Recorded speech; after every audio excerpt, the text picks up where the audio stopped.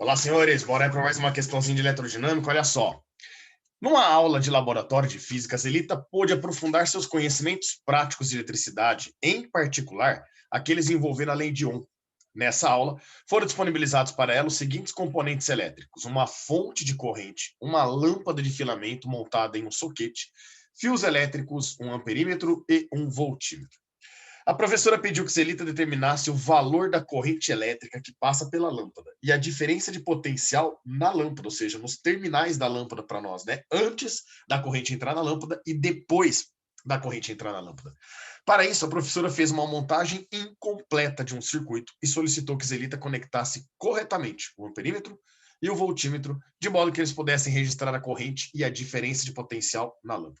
Após a Lita completar a montagem correta do circuito, ela fez a corrente da fonte variar entre 1 ampere e 4 amperes e registrou para a corrente I e para a correspondente diferença de potencial V na lâmpada os valores da tabela abaixo. Então, olha que bacana.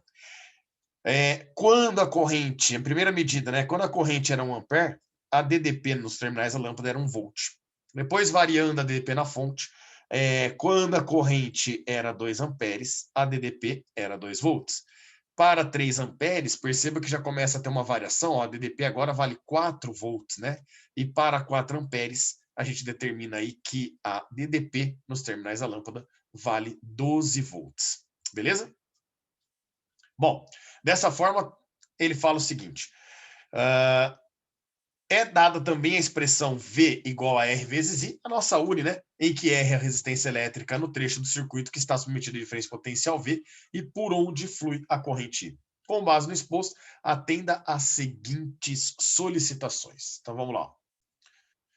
No nosso item A, senhores, nós vamos ter a seguinte situação. Ó. Na figura inserida no espaço destinado à resposta, está representada a montagem incompleta que a professora fez do circuito.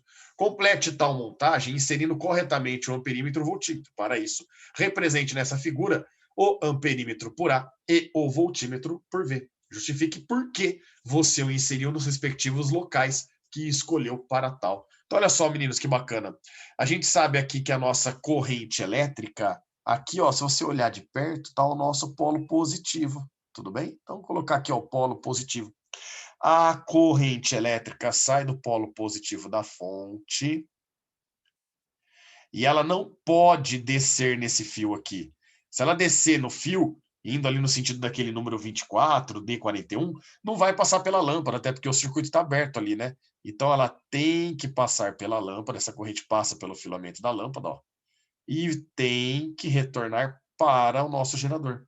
Se ela vai retornar para o nosso gerador, senhores, significa que é exatamente nesse espaço que eu preciso ligar o nosso amperímetro, de forma que ele possa aqui medir a corrente elétrica que passou pela lâmpada. Então, essa corrente vai passar ó, pelo nosso amperímetro e, portanto, o amperímetro consegue determinar exatamente a corrente elétrica que passa na nossa lâmpada. Show ou não? Mas ele também quer medir a DDP, a voltagem, certo?